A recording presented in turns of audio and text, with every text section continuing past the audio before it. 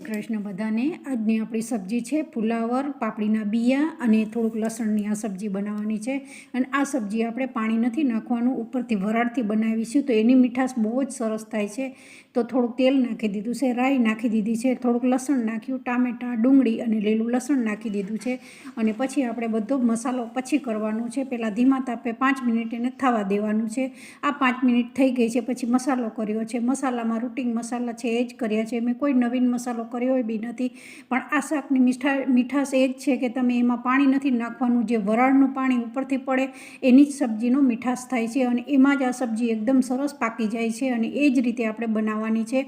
તો હવે એક પ્લેટ લઈ લેવાની છે, ઊંડી પ્લેટ હોય એવી લેવાની, અને ઉપરથી 1 ગ્લાસ મેં પાણી નાખ્યું છે. બસ આ પાણીના ટપકા પડશે એની જે મીઠાશથી જ આ સબ્જી તૈયાર થઈ ગઈ છે. તો હવે હું સર્વ કરું છું. આથેલા મરચાં છે, થોડા આ પુડલા છે, મેં પુડલા બનાવ્યા હતા, અને થોડુંક આ ફરસાણ છે, ગાંઠિયા છે. તો